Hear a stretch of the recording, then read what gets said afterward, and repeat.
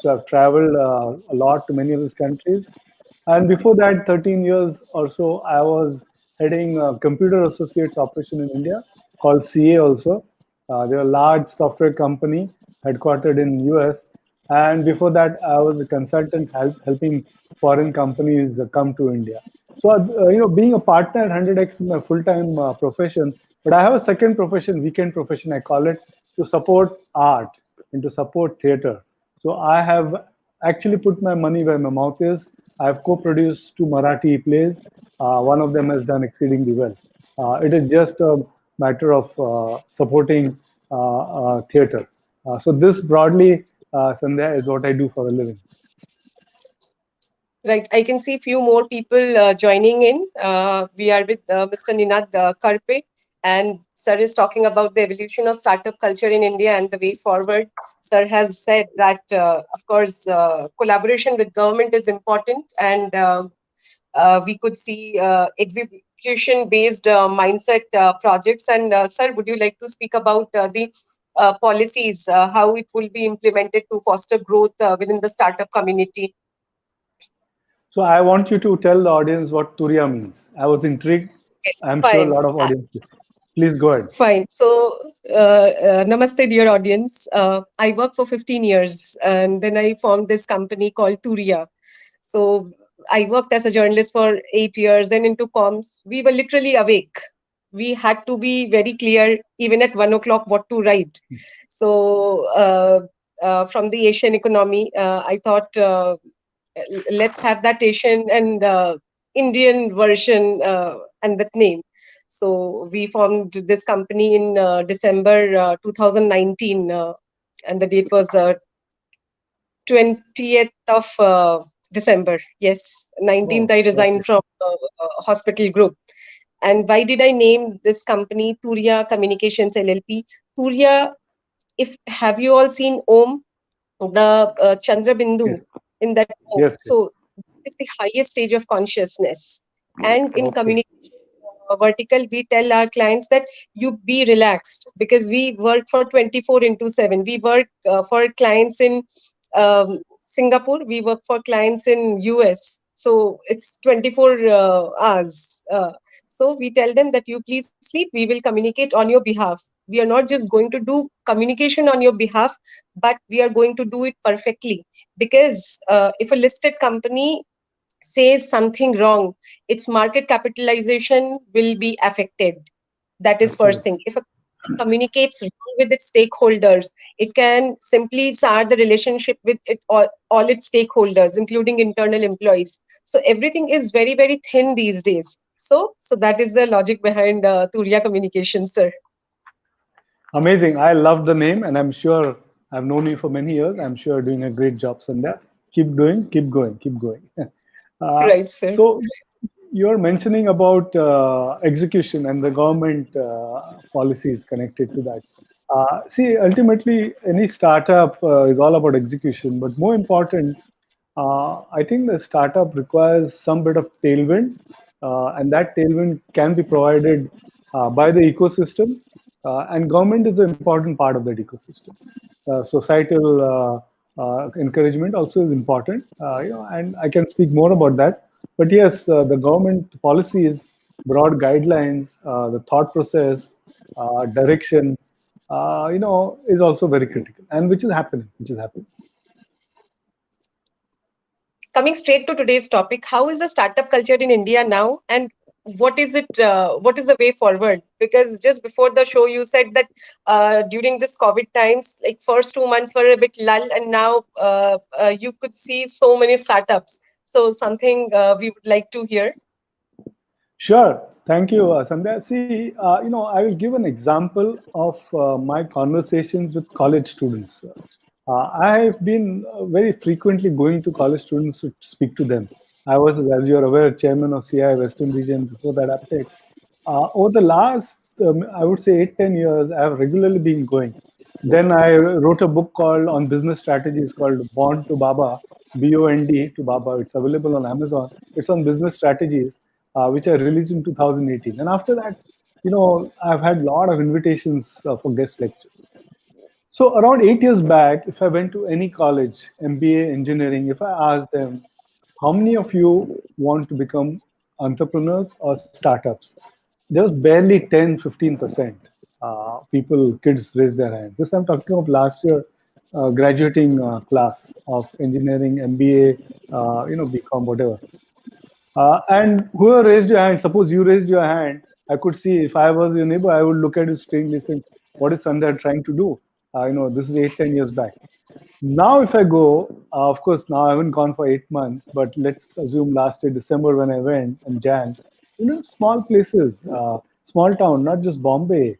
I'll name the place also. Kolhapur had gone for a talk to MBA college, and 70 to 80% girls and boys. I think it's, it's equal, raise their hands to say that you want to become entrepreneurs or startup founders.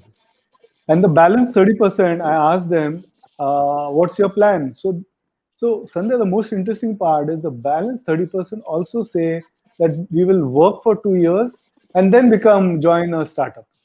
Uh, so if 100% of students are now have an aspiration of joining startups and become entrepreneurs, there's been a substantial change. This itself proves the massive amount of change in the thought process.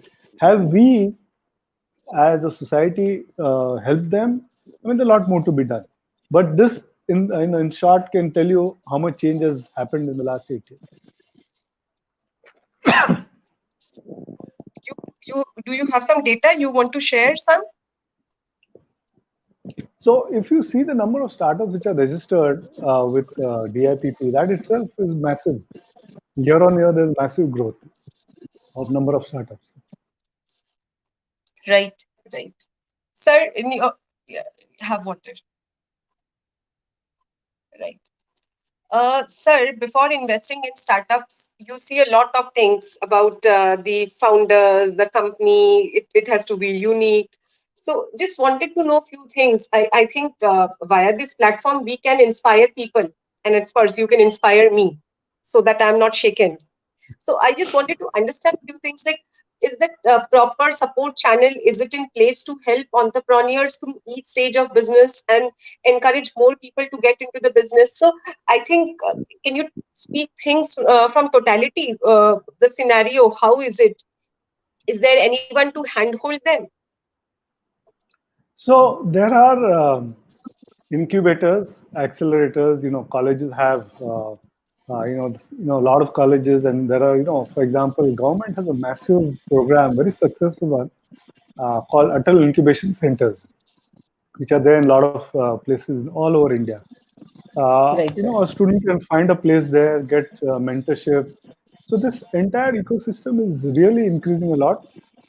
And the most important part is AIC, Atal Incubation Centers, played a critical role in ensuring that this happens. Let me tell you in 2 minutes broadly what we early stage investors look at in a startup founder, so that if anyone's wanting to become a startup founder and raise money, what should she or he look at? And these are broad guidelines, not very specific. Firstly, we look at the founder. Does she have a passion? Does she feel strongly about it? Do we evaluate saying that he or she has the ability to execute? Found is important. Number two, we look at the market size. VCs are not interested in a small product catering to a small audience. Ultimately, VCs invest money and they want a large market size which grows. So they want companies. Startup by definition is a company which is designed to grow rapidly. It is not designed to grow at 10%, 15% year on year. If that is the case, it is what we call lifestyle business. Lifestyle business is something which you do for a living. Startup is something where the DNA of the company should be 50% month on month growth, 100% quarter on quarter growth. Initially, so startups should be that by design. So it has to have a large market size. Third, we see what is the competition for the product or service you're offering. Are there too many players? and we are not afraid of competition. But what is the moat this startup has? Do they have an IP? Do they have a unique practice? Is it a disruptive idea? So all these things become important. And the last part is, will they be able to withstand competition? Do they have ability to execute? So these are broadly some of the things we look at. And today, I mean, just as an example, we fund companies in what we call class model. We have funded 29 companies so far. In class two, where we funded 9 companies, we invested in a company which was exactly 35 to 40 year old. Uh, just 30, 40 days it was formed. Some initial technology was there, and we said we like this. I'm not, telling you the name now because it's still in the process of getting public. But we have invested money, so it need not be that you have to prove something for a long period of time and then come. VCs are high risk takers. VCs like the idea, they like the founder, they think it's a big market space, they will invest. Remember, VCs look at what can go right. When you go to a bank or when you go to some other people to borrow money, they always look at what can go wrong. It's a very different world. And that's why VCs take this risk. So if you have a great product or idea, you have some early traction, early signs, you want to raise money, go ahead, do it. Capital is chasing ideas. It's not the reverse. 10 years back, ideas was chasing capital. Now, capital is chasing ideas. So, all of you want to become startup founders, there's no better time. There's really no better time to become founder than today. Look outside your window, see the plethora of opportunities which are there. There's so many friction points in day to day living, doing business, whatever it is, which can be solved with someone thinking of how to solve this problem. Look at all these things, have a solution to a problem, be passionate, build a business model of rapid scale. You will get funded. You will get funded. Right, sir. We'll take a few questions from the audience.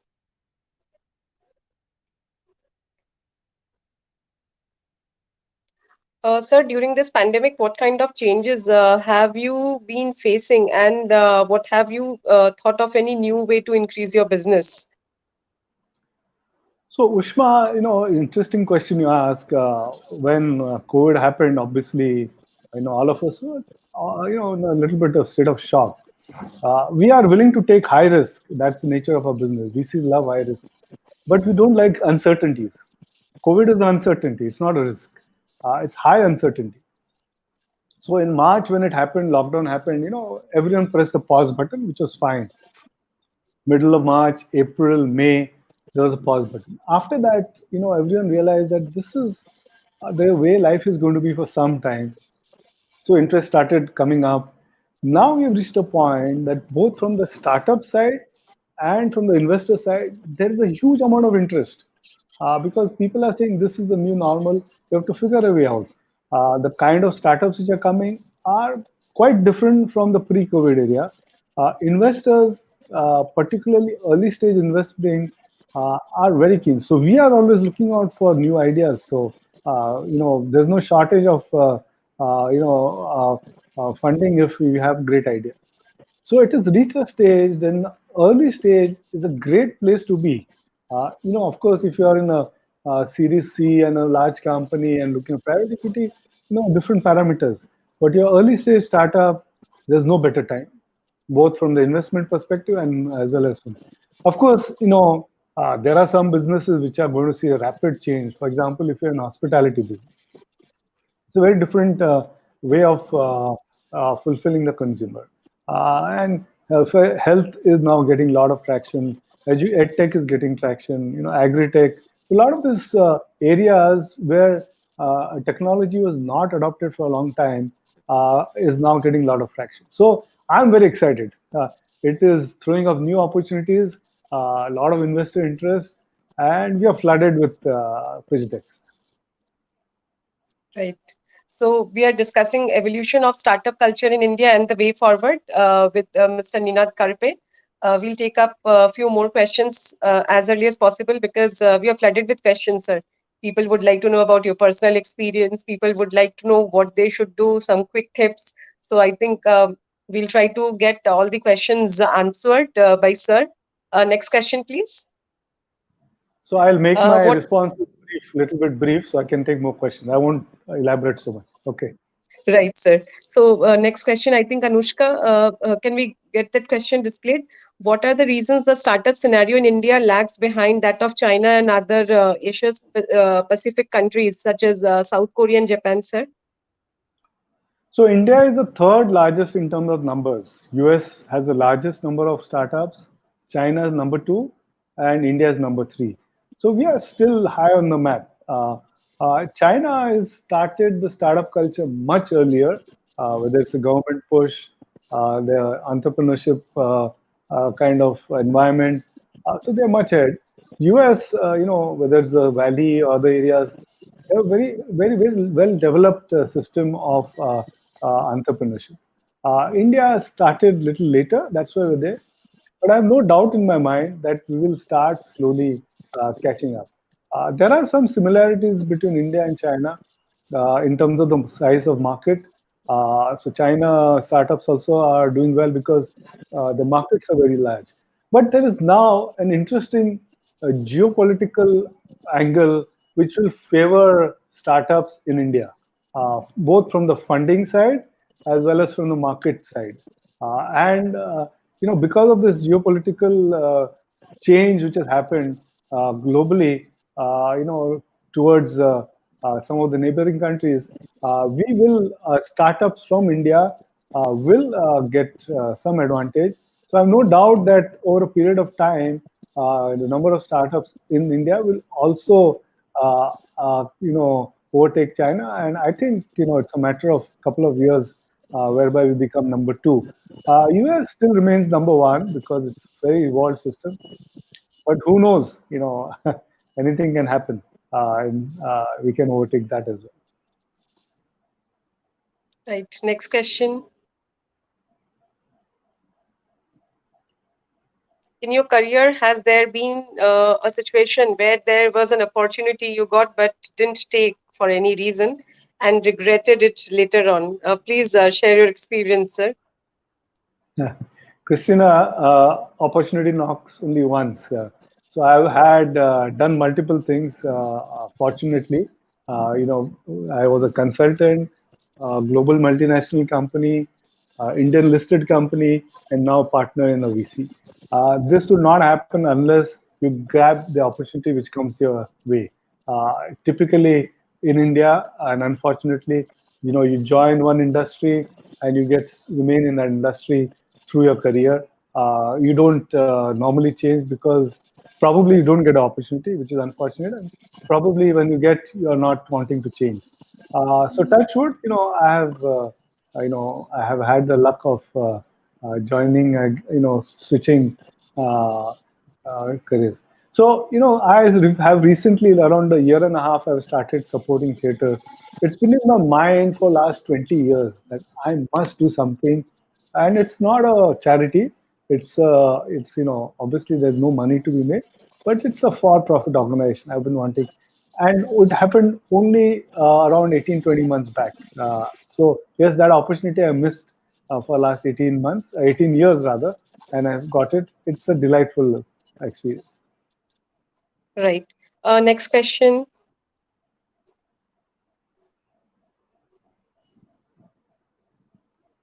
What unseen opportunities do you see that may result in making your company a huge success? This is from Kingshuk. Yeah, Kingshuk, we are in the business of unseen opportunities. We are in the business for taking high risk. Every day, young girls and boys surprise me with their ideas and with what the vision they have.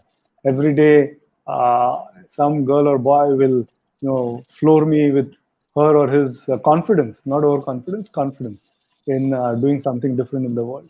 I think in the future, you have always heard about AI, ML, and technologies connected to that. We have just scratched the surface of what technology can do to our daily lives. It's a lot is yet to come, and I'm sure what these kind of horizontal layers can do, whether to your education vertical, health, finance, fintech, all of the things, is to be seen. We're just scratching the surface. Right. Next question.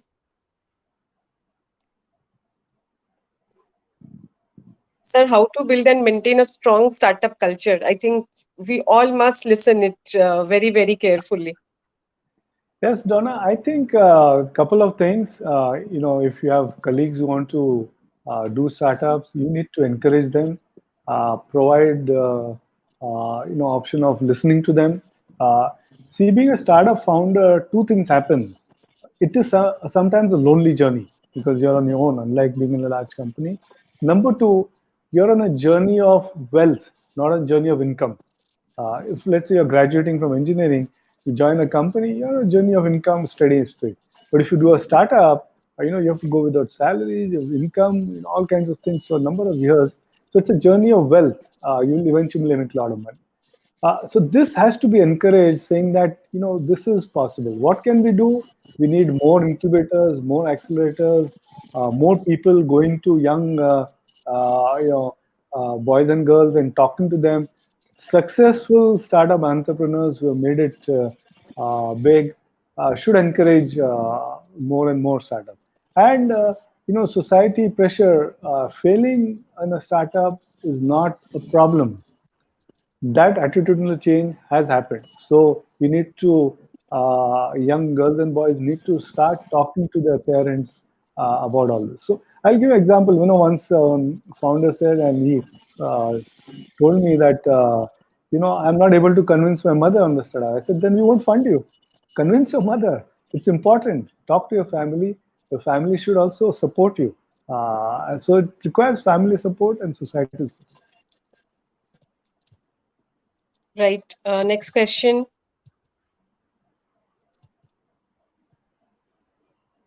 How do you think can the startup culture of Kolkata compete with that of Bangalore or Pune, sir? Very interesting question. I'll be very brief, Shipra. I will give an example. When I was in Aptech, I went to a small town which is probably 100 the size of Calcutta in terms of population, outside of Ho Chi Minh City, which is the main city. It was around 100 miles out, where Aptech was doing a course in Arena, which is a multimedia animation. In brief, I'll tell you, I met this young boy. He had a black T-shirt. On it was written Jesus, Jesus. That's it. He was working on the laptop and creating some animation characters. Wasn't interested in talking to me. After a lot of persuasion, I got chatting with him and I asked him. I still remember, his name is surname was Stan. I think his first name was John, if I'm not mistaken. Uh, I asked him why I've written the word Jesus. Now remember, he is 100 miles outside of Ho Chi Minh City, Vietnam, and he told me something which people in Calcutta should listen. He said a very simple thing: I want to be the world's best animator, not Vietnam, not Ho Chi Minh City. I asked him, really? He said, Mr. Karpe, nothing is required. I need a mind without border and a pipe. Pipe, he meant, was internet connectivity. That's it. That's it that is required. Today we are getting pitch decks from across India. It is not just Bangalore. It is not just Chennai. It is not just Bombay. Across India, we have funded startups from Calcutta as well. It just requires the young girl or boy to think beyond, and all that you require: two things: an open mind and a great connectivity. Great connectivity is there everywhere. It just requires an open mind. The next big startup and unicorns will not come from the big cities, not from the traditional big cities. It will come from places like Calcutta. It will come from places which earlier were not there. So we funded a company called Data Sutram. You can go and check online. High-tech boys from Jadavpur University, absolutely amazing data analytics work they're doing. Want some inspiration? Connect with them. Tell me I've asked. Tell them I've asked you to talk to them. you'll get great inspiration. Data, Right. one word, data sutram. Data Sutram. I got it. Yeah. Right. Uh, Next question.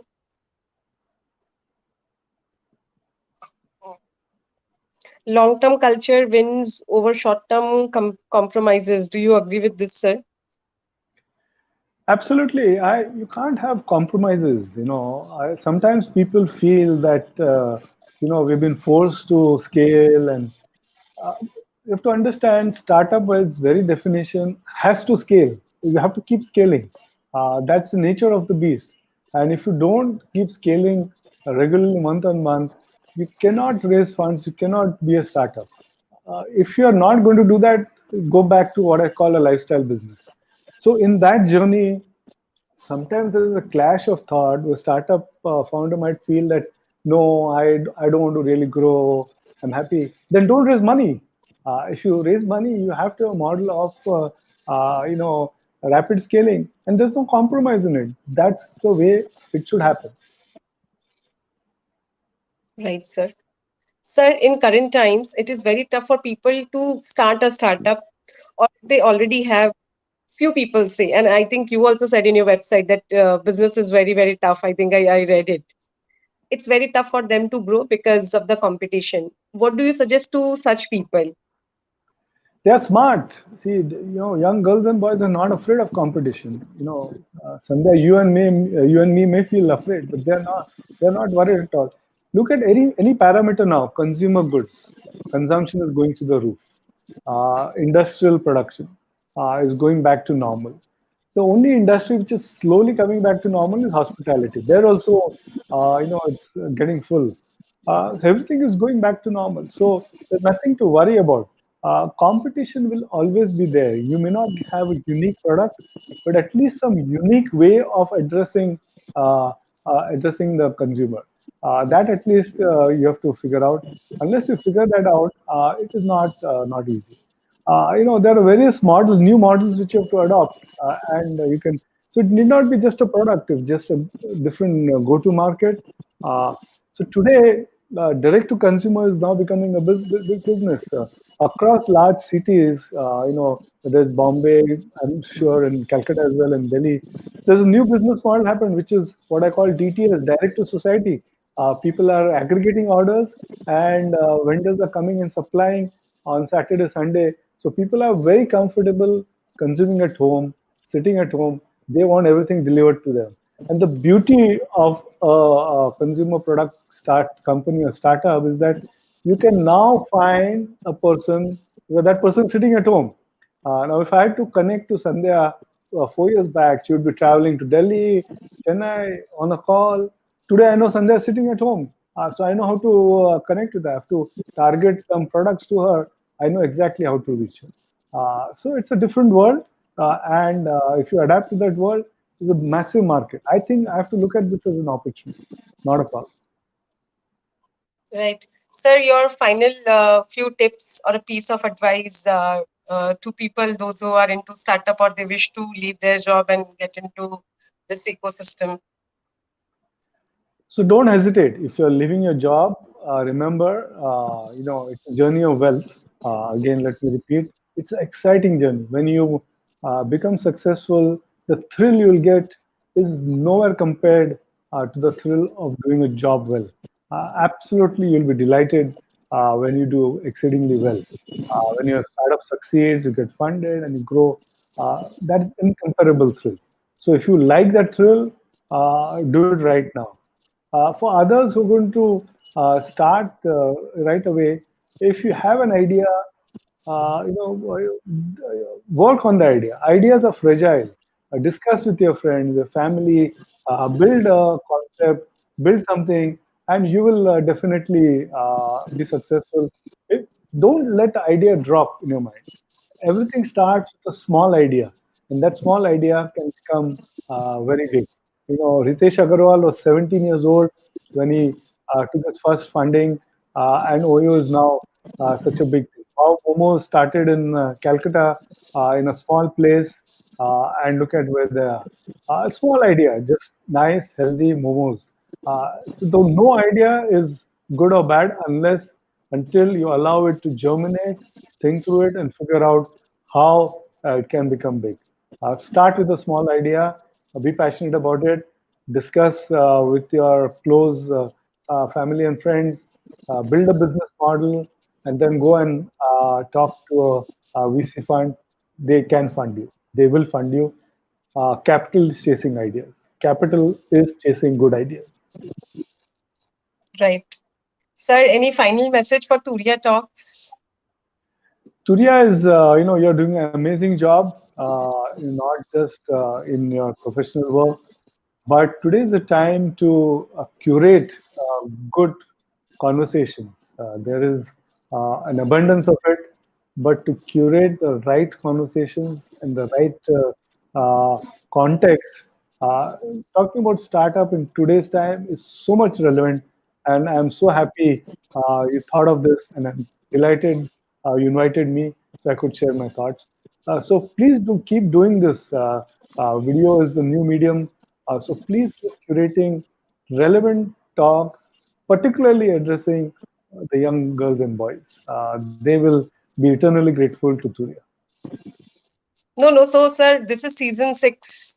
Yeah, So we have been doing this holily twice or thrice a week from May, and we have different themes. We talk about issues, and we talk about solution. There is no point in talking about the problems. sure. So we get experts. Yeah. So different thematic, voice your notion, and how to stay positive during COVID, fashion, blogging, YouTube. So I think one has to talk about different kinds of investments, growth, income, money. So that is it.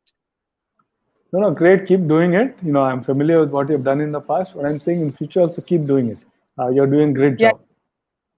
Right, right. So, as Sir said, that ideas are easy, implementation is hard if you don't plan things properly. And the way to get started is to quit talking and start doing. And we should not get worried about failure. Only thing we have to see that we take the right decision and talk about the right things. So, can we wrap up the show with your kind permission, sir? Thank you. Thank you for inviting me. And if any of Thank your you, sir. people in the audience wants to connect, I'm there on the social media. We can always connect me on Yes. Insta or on LinkedIn. We have learned a lot from this today's meeting, and I hope the lovely audience also enjoyed and they have got something to take back home. So, thank you. Thank you. Thank you. Bye bye. Thank Thank you. you. Namaste. Namaste.